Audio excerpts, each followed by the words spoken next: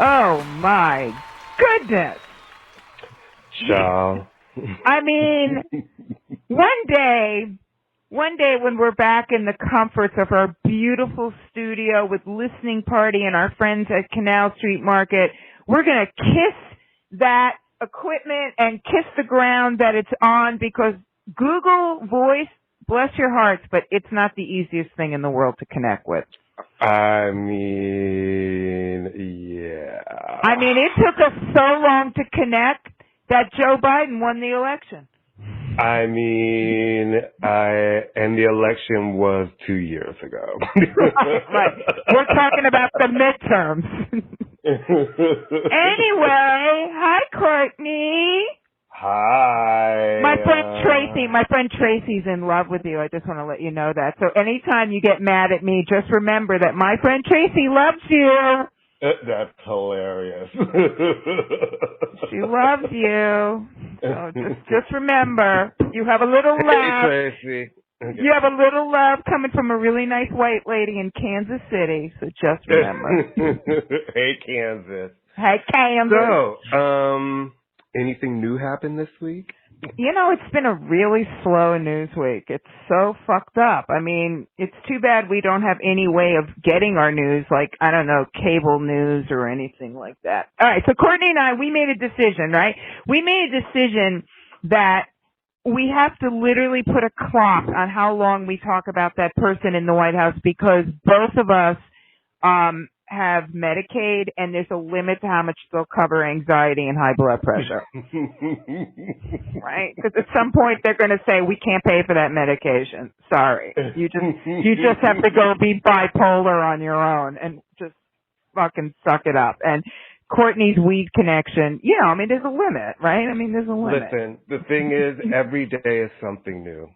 Every day is something new. Right? Yeah. I'm not an undecided voter. I think No. most of the people who listen to our show are not undecided voters. I think most of the country is undecided voters. And, you know, because this show is really, we decided to be like a pop culture show really based around music and entertainment. And then, you know, with real life shit, we've gotten kind of sucked up into the politics of the moment because that's what's happened. It's just been so crazy. But we're making a conscious decision to be like, you know, we need to be a little bit of an escape again. So we're going to focus our show, these next couple of shows back to music. We will always have segments at the beginning where we tell you this is what's going on.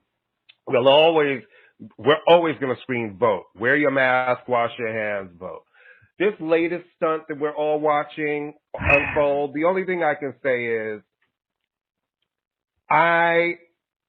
I'm just flabbergasted and really offended, because when I saw that tweet and it was like, we'll all get through this together, I was thinking, I lost a lot of people, you know, kind of people in the family, co-workers, friends, people adjacent. It's like, we've all been trying to get through this for about 7 months. What do you think? Not even trying. We've been fighting through this for the last 7 months. Yeah. So we'll get through this together. Where have you been? It's like, oh, now you've learned a lot. It's like, I'm just flabbergasted. Well, he's unlearned it, though. I mean, he's unlearned it. I mean, that's the thing. I mean, look, that he's a narcissist, we know. That he's an arrogant piece of shit, we know. That he does not give a fuck, okay? And, you know, at this point, I consider myself a good person. I really do. I have good morals. I vote. I raised a child who is also a good person. I'm kind to animals. I volunteer. I don't do bad things to bad people. And at this point, he can fucking die, and I don't care anymore, because it's like trying to convince. How much sympathy are we supposed to have for this man? He had the best medical care that $750 in federal taxes can pay, okay? Say the irresponsible things that he said, and then you have a team of doctors with all kinds of experimental shit that they're giving you. And even with that, you are still contagious, and the level of irresponsibility. Because what it takes to move a president, and there is a breakout in the White House, and they didn't even send staff a note until 4 days in. They did not call any of the people that he'd been around anywhere to say, hey, we might have been exposed. It's like watching the shit on the news. I mean, you know what, guys? You know, we're outraged. I know Amy's outraged. We're going to close the chapter on this by saying, vote on the 3rd. You want to vote early. You want to disinfect the White House and make it safe? Vote his ass out. That's it. He's never going to change. And it's not just the president. I think I say this every time. You need to know what's going on. It's up and down those tickets. You need to change everything. It's the mayoral races, the gubernatorial races. Well, it's only senator. It's senator. It's all the every 4. So yeah, vote Lindsey Graham out if you're in South Carolina. Vote fucking Mitch McConnell out. Vote them all out. Give Joe Biden a Democratic Congress and a Democratic Senate, and let's fucking nobody's acting like he's the savior of the world, but you know what? He is the bridge to whatever is next. We cannot do this. Do not let this man kill you. Okay? All right. Yeah. Wash your hands. Protect yourself. Protect yourself. Because it's actually real. You're not going to have a team of doctors standing outside a hospital and it'd be like 40 of them. Or a doctor. You know what I'm saying? To be able to give you whatever state-of-the-art care is going on. You're going to be like everyone else in America. So don't be fooled. Okay. Thank you very much. So we're done. We're done. Okay. We wash our hands of you, 45. Right. So fuck you. So can we talk Wait a minute. about... Deep breath. Hold on. Cleansing breath. Cleansing breath. All right, cleansing breath. All right, go. And scene. Go. Let's talk about how, we've talked about protests before, protest songs and everything. Let's talk about how to be a current day artist and use your platform in a way that's effective. Yeah. Case in point, Megan Thee Stallion. Megan Thee Stallion. I thought her performance on Saturday Night Live was great. Yeah. I loved the art direction of it. It was beautiful, right? It was really good. Yeah. And I thought she was great, and I love that is how you make a point and a statement with your art. I loved it. All right, so let's give just a little backdrop just in case. So Megan Thee Stallion, it's funny, she's turning out to be, I don't know if you agree, but she's turning out to be one of those women that, like Cardi B, where she is kind of more interesting than her art. I think she's really super smart, like Cardi, and very political, and using her platform in a very intelligent way. Right. Okay. I have a feeling you can't hear me right now for some reason because I can't hear myself in the cans, but that's okay. I can hear you though. I hear you. Okay, it's good. All right. So the backdrop to all of what Megan did, and she did this, and Google it, you can watch online, she did this great, basically she did Savage, her song Savage, and people are like, oh, she lip sync. It's like, whatever, fuck you. Well, she sang along with her vocal, which a lot of hip hop folks don't seem to realize. Yeah, I know. So she was in June or July, there was an incident with her and I don't even want to say the motherfucker's name because he's so... don't. Let's not give him any shot. Yeah, some guy who I thought was Trey Lorenz. And I was like, wow. Wow, Mariah's backup singer is shooting. You're like, he's turned so Trade. I didn't know what happened. I know. Or Lorenz Tate. I got totally confused as to who it was. That's hilarious. I know. I was like, Trey Lorenz? God, he hasn't been heard from since I'll Be There. We love Trey. We do, but I was just like, why is he connected? Anyway, Megan, there was an incident. Megan was shot. At first, she denied it. She downplayed it. She said, like, oh, I stepped on some glass. She was taking the fall for a black man, okay? Yep. And then it turns out that this motherfucker shot her. We already knew from the first night. Right. We actually knew that. Yeah. And no one, and I read that he said dance and, like, shot at her to make it. Now, it was not a serious wound, but she could have died. It's a gunshot. And absolutely. Very few people, especially men, stood up for her and said, this is outrageous. How can this happen? She's so her statement on Saturday Night Live, and she's been speaking out about this, is about, I'm going to mispronounce this word, misogynoir, which is sort of a hatred of black women. basically. No, I've never even heard of that word. Yeah, misogyny and noir. So noir is black, so Got it's it. Right. Yeah, misogynoir. And it's basically pointing out in something that our listeners know, and you know, Courtney, that in the pecking order in this country, black women occupy the lowest rung on the ladder. And the fact that Breonna Taylor, her song was, well, you talk about it, what she did, you know. Yeah, she put a lot of symbol. She, you know, in the middle of the song when she said we have to protect our black women, we have to protect and stand for our black men, and she called out the Attorney General of Kentucky, and you know, and justice for Breonna Taylor, because the truth of the matter is, when you are black in this country, and I think I said it a little ineloquently the last time you and I had this kind of talk, and I actually got scolded from a friend of mine who said, "Oh, really? She did not like the way she felt," and she said, "I'm glad you apologized to Amy after." I said, "Listen, it's an emotional issue." I was really emotional. Yeah, she did. I was like, it wasn't at her. She said, "I realized that when you finished." I said, "It's just we're so exhausted." It's like, so okay, I for one did not expect any charges in the Breonna Taylor case. Yeah, me neither. Because I was like, we know how to, no matter how outrageous, it's always like there's never any videos, and all of a sudden we start seeing video, and it's like, well, what do you actually have, right? But to find out that where, you know, to feel undervalued in the society is a very hard thing to explain to people, especially seemingly white people who can't grasp the concept when black people are saying it, but especially black women, and to see how this, when you feel all the amount of bullets outside of her home.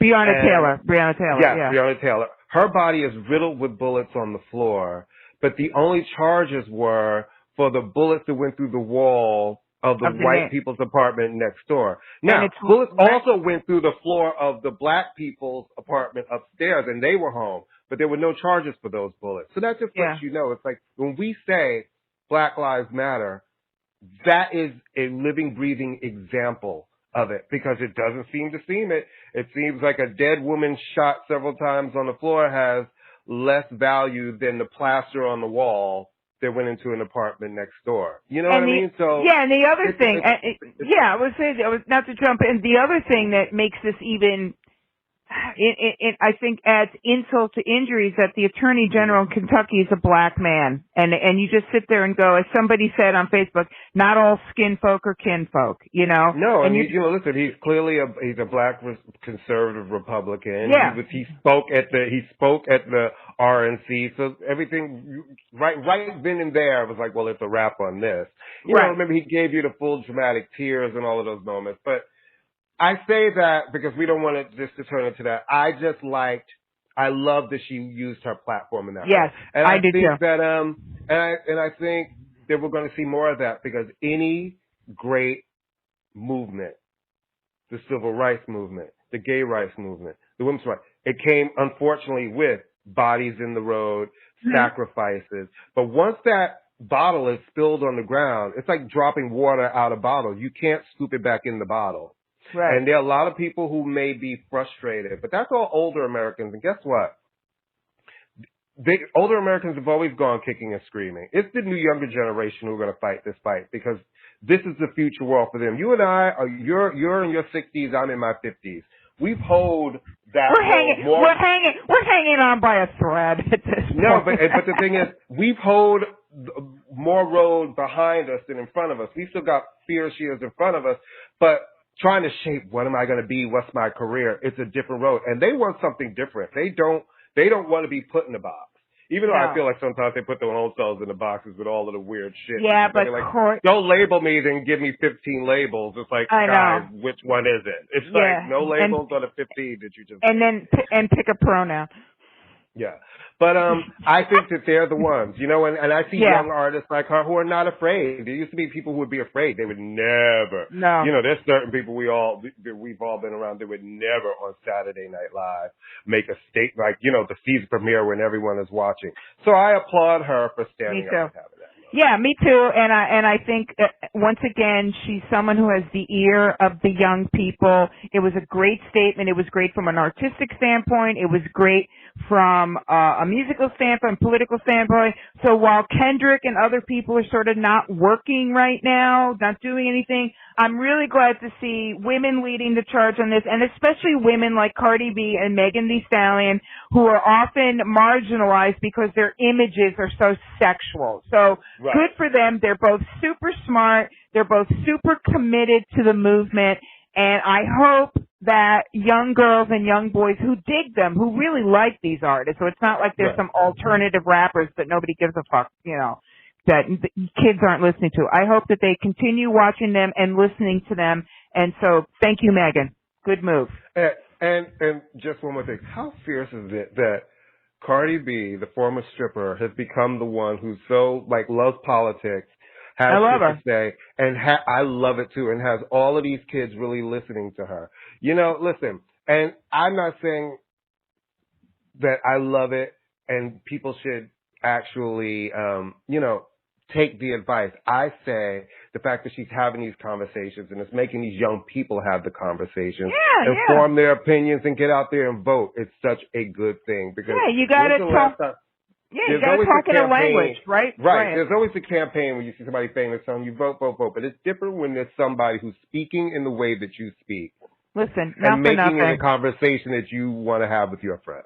I mean, bless his heart, not for nothing. But nobody wants to hear Common tell you to get out the vote, okay? Nope. Nobody under the age of 20 is listening to Common. Bless his heart. 20. I thought 20. I thought you were going to be like 35. 40. You're like, I was trying to be kind. Trying to be kind because I just wished a major leader of the free world death. So now I'm trying to be kind. But yeah, you gotta talk the talk. Nobody wants to fucking hear your father tell you. Anyway, yay Megan, yay Cardi, Nicki Minaj, take some notes. So whatever. Yeah. So to the music, I'm really, really happy to see the resurgence of the dance pop album again. Yep. I feel like all of our young, especially the young female singers, everybody's been putting out these slow, trappy, in my feelings sort of records, which is great to a certain extent. But I'm like, you're young. This is the time you should be going out with your friends and having a good time, being in the clubs. If you like rock, being in the rock clubs with your girls, being in the dance club with your girls. And it seems like smart pop in 2020 is making a comeback with the more mature ladies leading the charge, coming with really great music, man. This new Roisin Murphy album, Roisin Machine. How do you pronounce it? Roisin? I don't know. It's Irish. Roisin. Okay, Roisin. Yeah, Roisin. Okay. She's, first of all, I've been a Roisin Murphy fan for over 20 years. She's been making great dance music since she was in Moloko, Sing It Back and The Time Is Now and all of those great songs. And, since her first album, Ruby Blue, she's just been making really experimental, really cool stuff. The great thing about this album is there's songs on this album. She's been putting singles out from this album since 2012. I've been playing This Is a Simulation since 2012. Wow. I love that song.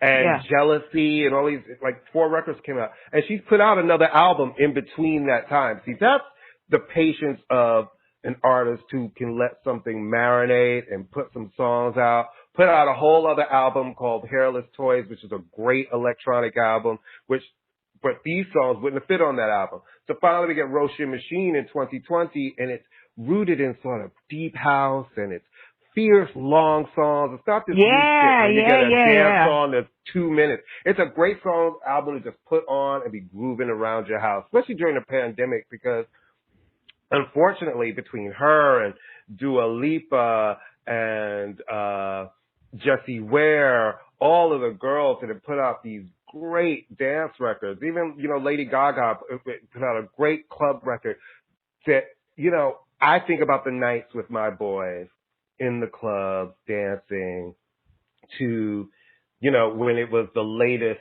Madonna or Janet or those girls who are coming out with the big dance songs and you're just singing and dancing with your friends. And these records really kind of would benefit from that. But, you know, it's like we're all partying differently. And I think, like you and I were talking about these mature pop records, they're also great to groove around your house to make you feel good at home, you know? Roy Sheen is such a perfect companion piece to that Jessie Ware album, and even the new Mel C album that came out this last week. You know, she's the one Spice Girl who stayed in music and is consistently, I think it's like her 11th or 12th album, and it's great up-tempo, great beats. It's not like weird idioms trying to follow a trend. It's just good, solid music with fun songwriting. Okay, so I agree, and I mean, the reason we start, I think, you know, there's, and I am ashamed to say that Roisin is someone I had read about for years, and I'm embarrassed to say this, but because of her first name, I thought that she was like a Celtic artist, and I was like, I don't care about that. A horrible thing to say, and I was just like stunned when I heard the record. I mean, it's like this wonderful combination of like art pop, which I have an affinity for in a way, and dance. And, you know, Dua Lipa is trading sort of in a more traditional form. They are radio-ready songs. I mean, she's definitely... Oh, it's Madonna 2.0, you know what I mean? Yeah, it's with better vocals. Madonna influence with better vocals. With better vocals and a different sort of attitude. But the Mel C record... Don't talk about Madonna vocals. Don't come for her. You know... I don't have to... I don't... All right. Listen, when we're talking about classic Madonna... Those vocals are perfection. She was like, of course they are. Of pop. What? Oh, you're gonna be. Who's that friend who slapped you down? I'm gonna call. Was that Debbie? Because I'm gonna call Debbie up and say you need to take them out and smack them again. Right. Do you know the level of kiltation I'm gonna get for that comment? Oh my God! I was only kidding, folks. Listen, don't come to me. I am taking your gay card and your black card. So there. You are straight and white for a whole 48 hours. See how you like it. No, but the Mel C record, I was shocked. I mean, not shocked. I was just like, wow, again, this is a really, really good record. And Jessie Ware, we've talked about ad nauseum. I mean, we love it. Yeah. And I think what's really, there's a couple things. I think one of the things that's really making these records stand out, and certainly making them stand out for us, is that these are all women, certainly Jessie Ware being at the top, and then working in Roisin, who can sing. How enjoyable to have pop music and dance music by people who can actually sing. So it gives you that ability to listen to it. Dance music has always, despite its popularity, been marginalized. Like, oh, it's just music you dance to. So was Motown. Motown was dance music. You danced to Motown, but you could listen to it. So, and of course, Pet Shop Boys are the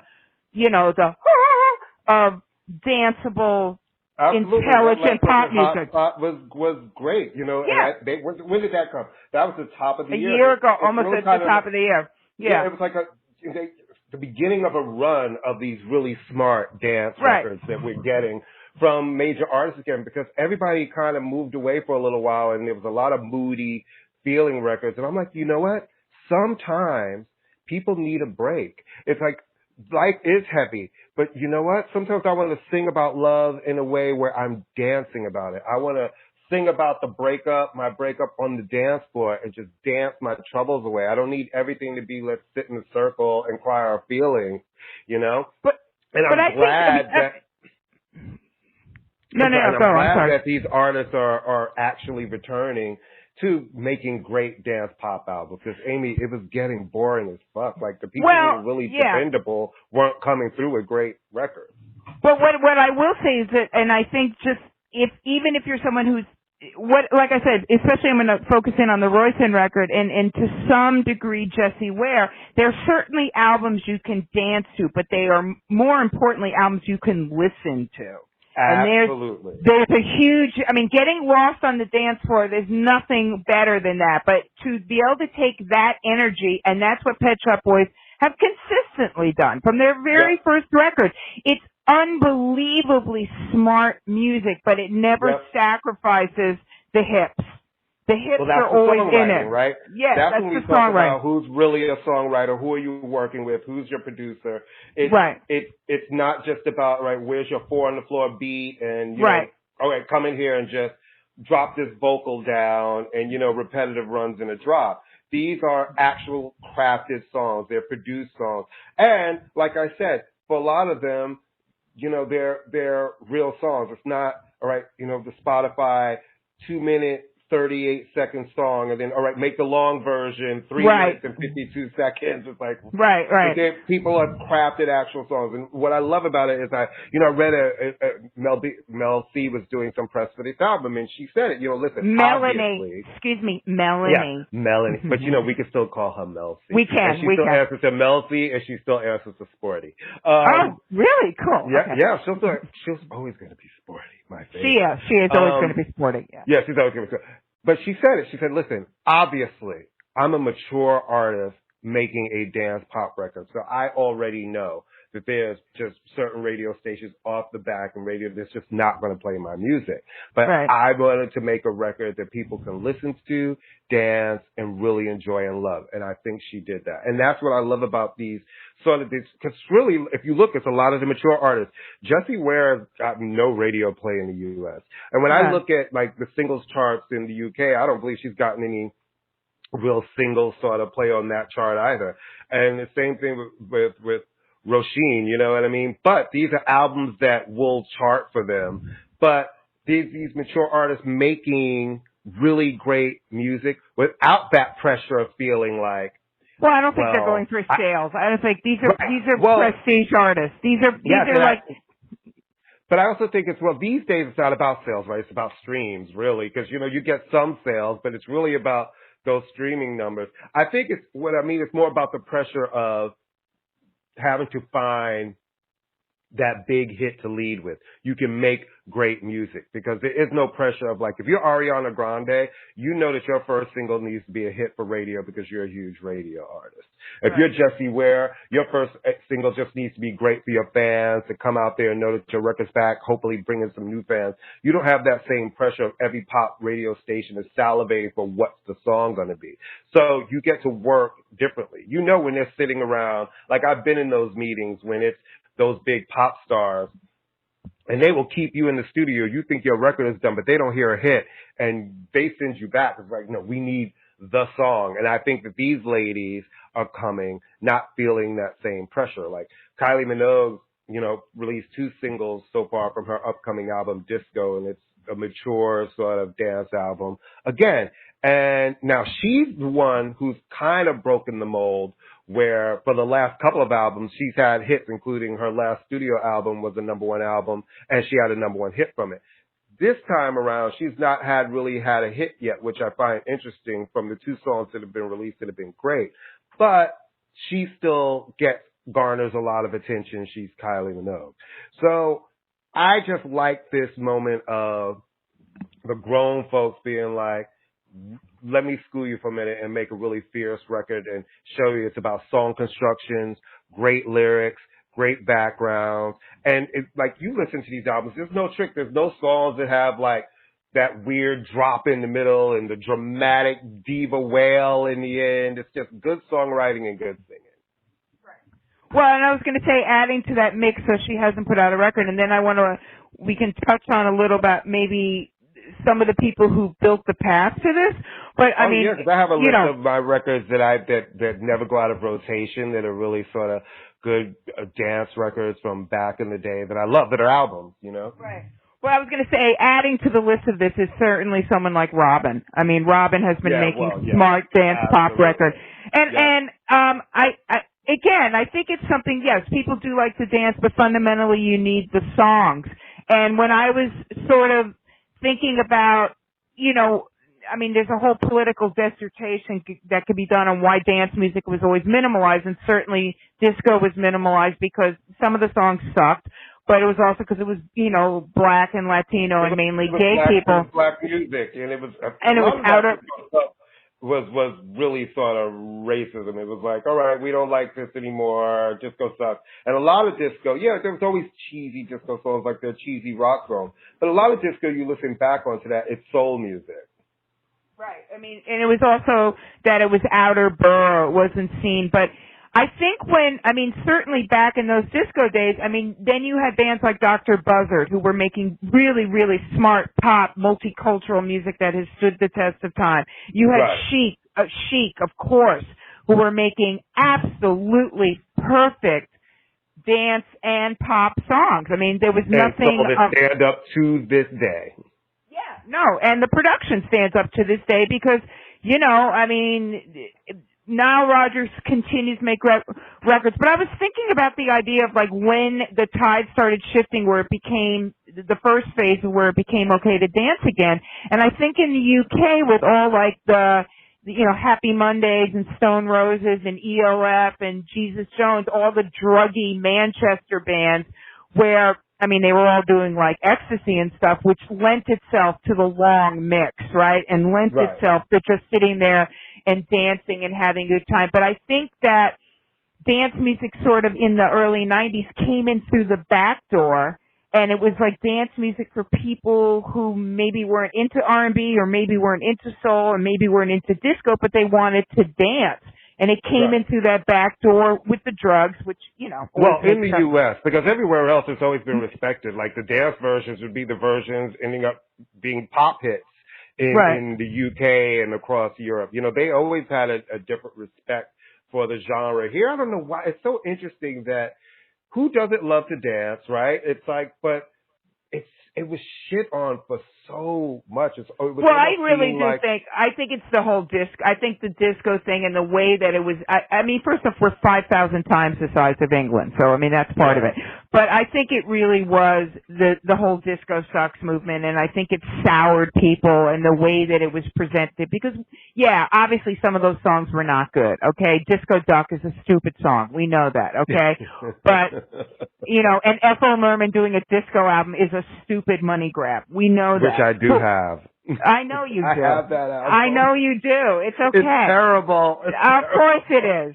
But the point is that it was steadily, it was a weird reactionary thing, but I was also thinking about some of the dance records and the dance artists that I still kind of go back to, and first Arthur Russell comes up, and Arthur Russell was a producer and an artist who was in a rock band called The Necessaries, and he did Wax the Van, and he did a lot of really kind of arty experimental. He came out of an experimental scene, gay artist who died young from AIDS, and there was a resurgence in his music. I know that Soul Jazz put out a compilation about 10 years ago called The World of Arthur Russell, and it was definitely arty and poppy, but he did Loose Joints, he did Dinosaur L, Lola, Wax the Van, Is It All Over My Face? That was him. So there's that vibe.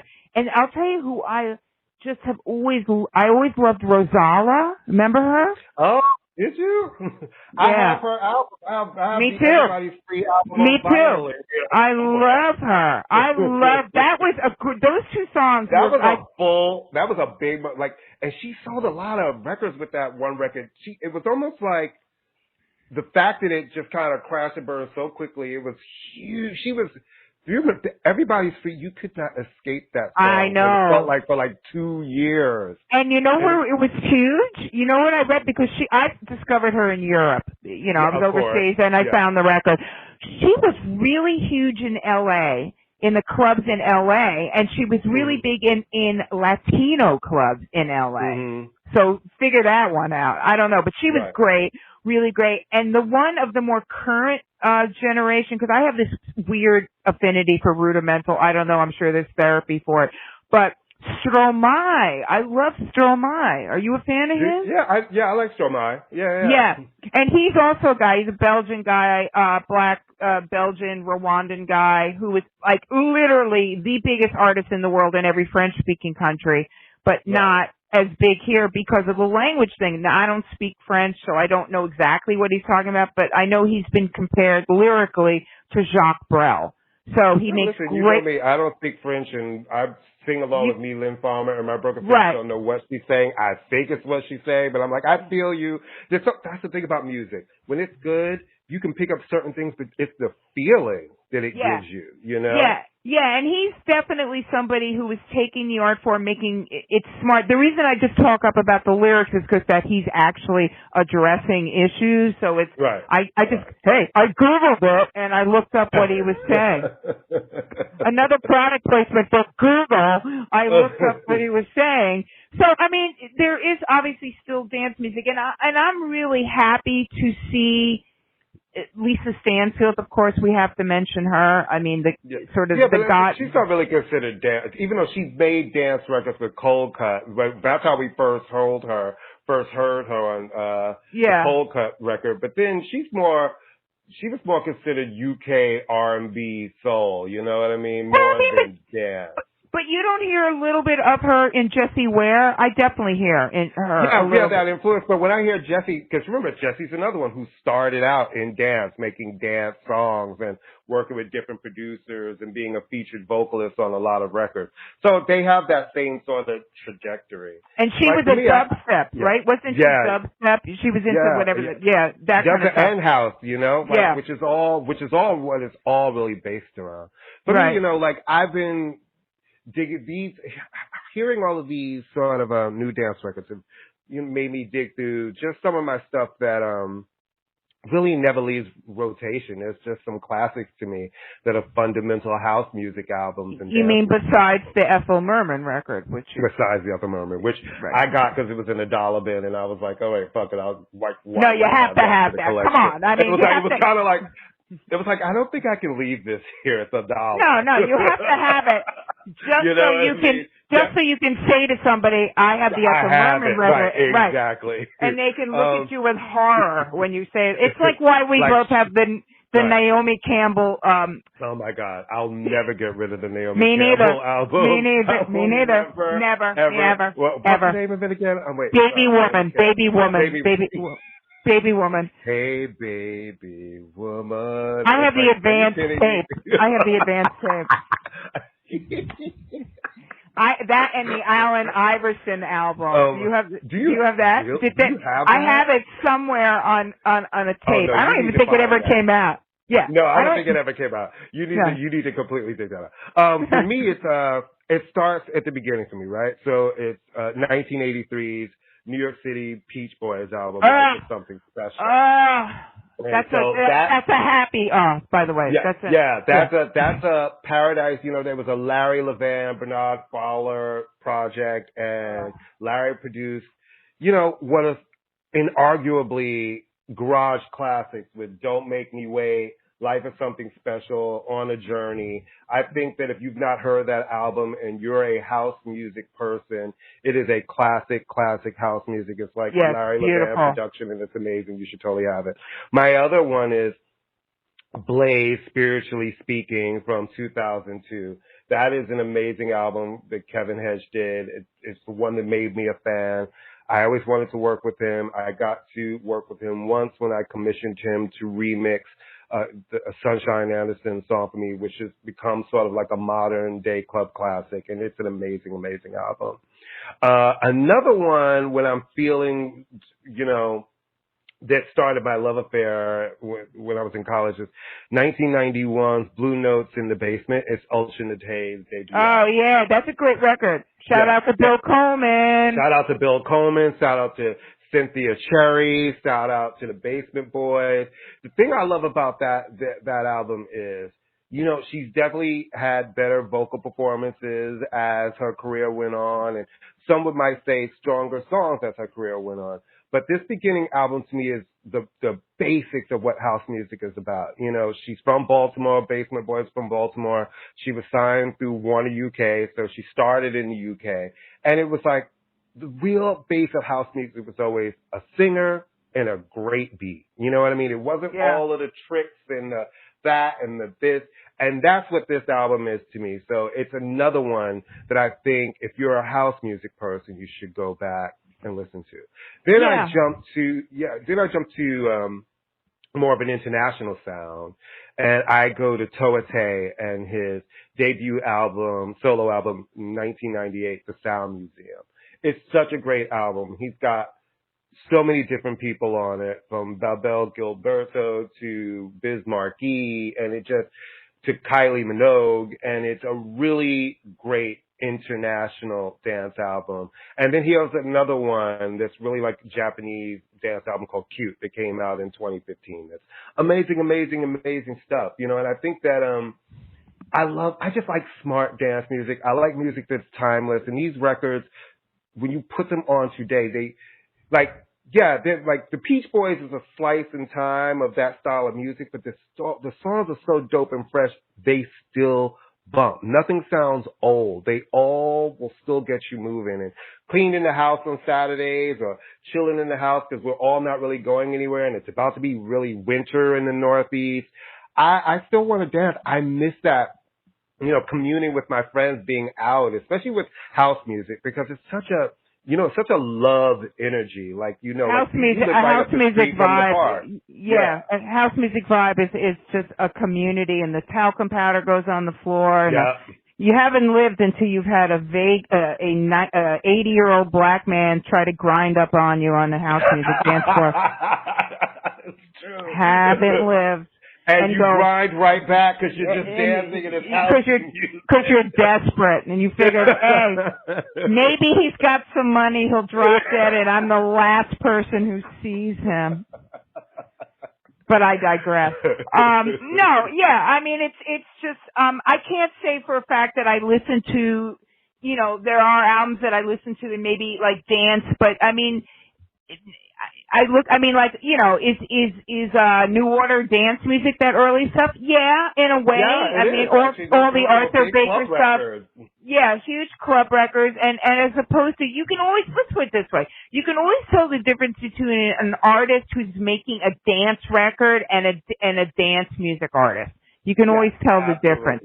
Yeah, and I think a lot of those British bands found a good way of straddling it, you know, of being obvious fans of dance music, but not making it sound like they didn't know what they were doing in terms of dance music. So as opposed to when somebody just makes a dance music record because it's an easy ka-ching, you know what I mean? Yeah, because when they do that, you know, that's always that, you know, there is that point in some people's careers, right, where they get things might be lagging and it's like, okay, well, it's time to make that dance record, because what's the easiest way to get people to love you again? Make them dance. Well, so you can tell the ones who cash it in and it's definitely like they don't love music. This is the thing. And there are other people who are setting out to be like, I'm inspired and I want to make a real record that people can dance to. But, and ultimately, I mean, again, and we're getting kind of, ultimately what makes it, I'm just looking at this record right now, and it's not one of my favorites, but it was really good. The Shamir Ratchet record, that was a good record too. Remember him? I don't know that one. No. It's very up your alley. He's a young, black, gay guy from Williamsburg, I think, and he made sort of like a nouveau house record, which means that Pitchfork liked it, basically. Right. Yeah. I don't know what the fuck that means. I'm like, nouveau house? Right, yeah, what is it? Yeah, right, yeah. Exactly. What does that like mean? New disco. Right, what does that mean? Disco. It's like, this is nouveau pizza. Oh, you mean it's pizza. Right, but you're just charging me more for it. Right. Okay, got you put a leaf on it, and it's like, it's artisanal. Look, yes, it's artisanal. It's free-range house music. Okay. It's like when that whole Electro Clash thing happened, I was like, well, first off, I had a younger job, but I was like, really? I could give a fuck. You guys, look, a bunch of white kids are doing coke, and they've just discovered that it's fun to dance to music with electronics. I was so glad when the EDM moment passed, because that was horrible. When everybody came out and it was all, those DJs were making millions and getting these huge contracts. Like people like the David Moraleses of the world and Louis starving. They're sitting there. They're not starving, but they're not getting these contracts. It's like, come to Vegas, they're paying motherfuckers like $40 or $50 million to do a residency, and it's like to play a bunch of songs where it's not even about the music. The thing about EDM was it was about the scene and everybody being together and hearing that same drop, and it was just hard. But it's like that whole because they're real electronic musicians like the Carl Cox and guys who are out there really making fierce electronic. Ron Atkins, people like that. Yeah, you know. So I'm glad but the whole electric. Yeah.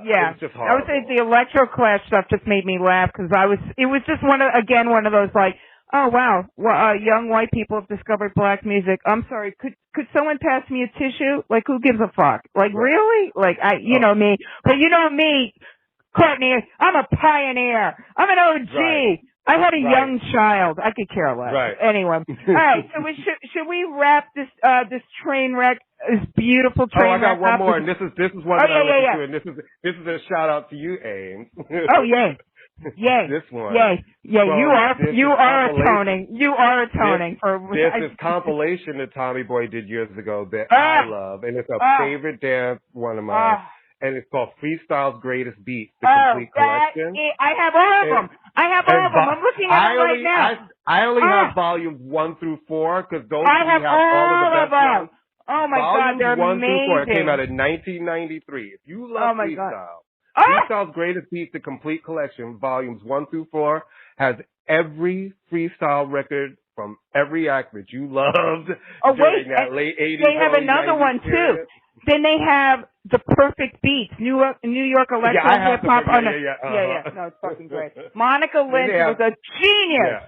And then they have the other one, the Tommy Boy story, which is another one, which is a 4-step part with all of the versions. I'm looking at all my CDs now. The Detroit Experiment, that's a really good album. Yeah. That's all the Detroit stuff. Look at me. I should listen to some of these records. No, you should pull it out. Listen, just like I tell people, go back and listen to DJ Cam has this album called The Beat Assassinated, and that came out in 1998, which is, he's a French DJ and producer, and it's a I know him, French beats and French hip hop. It's really dope. The French house, the whole French house music, And he had more like Frenchy house music on his 2002 album Soul Shine, which I love that album.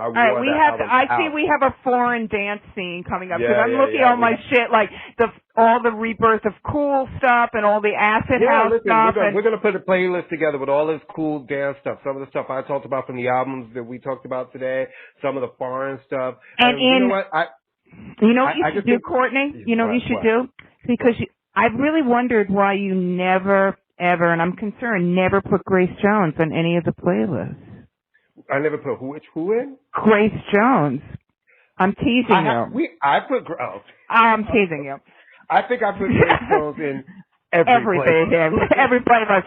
We're doing a blues playlist. Wait, here's a Grace Jones song. Well, from that, I'm like, Grace Jones has a blues song on the B side of that single from France. Really? I want that on there. We're doing a polka playlist. Wait, Grace Jones did a polka song once. She was in Poland once. She did a polka song when she was on tour in Europe, and it's called Eastern Bloc, and I want that on there. I know. All right. Do we want to wrap everything up? Thank you guys for listening. Remember to follow us. Follow our partners, Listening Party Podcast. They're Listening Party Podcast on Instagram, listeningpartypresents.co online. Follow us on Instagram at ImmaLetYouFinish NY. Follow our Facebook page at ImmaLetYouFinish. Follow us on Twitter at FinishImma. We're so many places. Here's the thing. We're really active on our socials. We're all day long commenting on our Facebook page. So follow us there if you want to have conversations, even the political stuff. We post everything there, and conversations happen there all day long. Our Twitter's totally active. Our IG's totally active. We thank you guys for rocking with us. Thank you. Shows. We were surprised when we made it to 10. So we're Lord. Holy shit, we're at 26. I know. Stay safe, guys. Wear a mask. Last day to register in New York City on the is 9th. October 9th. Early voting starts October 24th. We will post all that information. Try not to vote by mail if you don't have to, because we see the fuckery that's already starting with that. Yeah, so just vote in person. Make a plan. Try to go early. Help your older neighbors if they need help to go early. Give them a ride. Let's make sure that the people who need assistance getting to and from the polls get it. Do it early. Do it in person. We love you guys. We'll see you again at the end of the month.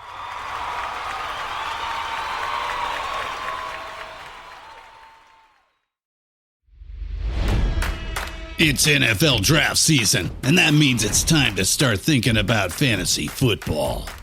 FantasyPoints.com features industry-leading experts and prognosticators using proprietary hand-charted data to help you score more fantasy points. FantasyPoints.com is the place to go for whatever kind of fantasy football you play. Whether you play fantasy football, daily fantasy sports, or do a little bit of everything, Fantasy Points has the meticulously researched content to guide you to victory. And why wait for the fall? Fantasy Points also covers the new spring football league, the UFL.